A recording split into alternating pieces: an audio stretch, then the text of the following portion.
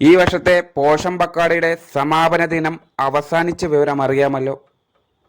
നാളിതുവരെയും നമ്മൾ അങ്കണവാടി തലങ്ങളിലും ബ്ലോക്ക് തലങ്ങളിലും സെക്ടർ തലങ്ങളിലും വിവിധ പ്രവർത്തനങ്ങളാണ് ആസൂത്രണം ചെയ്ത് നടപ്പിലാക്കിയത്. പോഷം പക്കാടിയുടെ ഉദ്ദേശ ലക്ഷ്യങ്ങൾ യഥാർത്ഥ ഗുണഭോക്താക്കളിൽ എത്തിക്കാൻ നമുക്ക് കഴിഞ്ഞിട്ടുണ്ട്. അതിന് ഓരോ ദിവസവും ഏത് പ്രവർത്തനം എങ്ങനെ നടത്തണമെന്നും ആയതിൻ്റെ കൃത്യമായ ജനന്തോളൻ എൻട്രി എങ്ങനെ രേഖപ്പെടുത്തണമെന്നും വിശദമായി നമ്മൾ അറിയിച്ചിരുന്നു. അത് 20,000-ൽ പരം പ്രവർത്തകർക്കാണ് സഹായകമായത്. അതിൽ അതിയായ സന്തോഷം അറിയിക്കട്ടെ. പോഷം പക്കാടിയുടെ പ്രവർത്തനങ്ങൾക്ക് കൈയും മെയ്യും മറന്ന് ഇടവേളകളില്ലാതെ പ്രവർത്തിച്ച എല്ലാ പ്രവർത്തകർക്കും ഒരിക്കൽ കൂടി നന്ദി അറിയിക്കുന്നതിനോടൊപ്പം തന്നെ നമ്മൾ നടത്തിയ ഏതെങ്കിലും പ്രവർത്തനങ്ങൾ ജനന്തോളൻ ഡാഷ്ബോർഡിൽ രേഖപ്പെടുത്താൻ വിട്ടുപോയവരുണ്ടെങ്കിൽ അതിന് നാളെ വരെ അവസരമുണ്ട്. ആയത് പ്രയോജനപ്പെടുത്തുക. നമുക്കറിയാം, ഏപ്രിൽ 8 മുതൽ 22-ാം തീയതി വരെ വിവിധ പ്രവർത്തനങ്ങളാണ് നമ്മൾ നടത്തിയത്.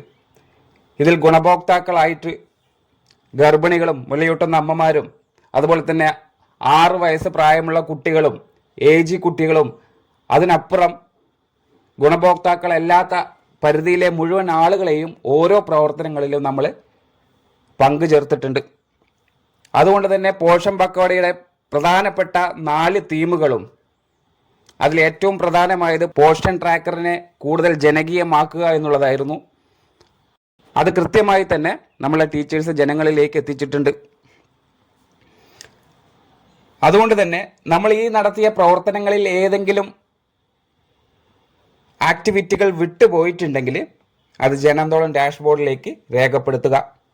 സാധാരണ പോലെ തന്നെ ജനന്തോളൻ ഡാഷ്ബോർഡ് ഓപ്പൺ ചെയ്ത് നിങ്ങൾക്ക് അനുവദിച്ച് തന്നിട്ടുള്ള യൂസർ നെയിമും പാസ്വേഡും ഉപയോഗപ്പെടുത്തിക്കൊണ്ട് സൈറ്റ് ഓപ്പൺ ചെയ്യുക. അതിൽ നിന്നും സാധാരണ പോലെ തന്നെ അങ്കണവാടി തലം സെലക്ട് ചെയ്ത് അങ്കണവാടിയുടെ പേര് തിരഞ്ഞെടുക്കുക. അതിനുശേഷം നിങ്ങൾ നടത്തിയ പ്രവർത്തനത്തിൽ വിട്ടുപോയിട്ടുള്ള ആക്ടിവിറ്റി ഏതാണോ അത് തീമും ആക്ടിവിറ്റിയും സെലക്ട് ചെയ്ത് കലണ്ടർ ഒന്ന് ഓപ്പൺ ചെയ്തെടുക്കുക. ഫ്രം ടു ഡേറ്റ് കൊടുക്കുക.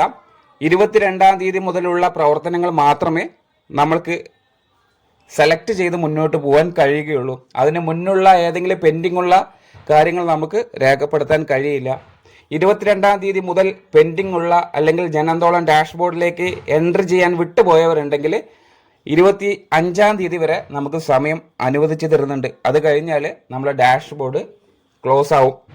അപ്പോൾ അതുകൊണ്ട് തന്നെ വിട്ടുപോയവരുണ്ടെങ്കിൽ അതെല്ലാം പൂർത്തിയാക്കി ഈ വർഷത്തെ പോഷം പക്കാടിയുടെ എല്ലാ പ്രവർത്തനങ്ങളും ഡാഷ്ബോർഡിലേക്ക് എൻട്രി ആയിട്ടുണ്ട് എന്നുള്ളത് നിങ്ങൾ ഉറപ്പാക്കണം.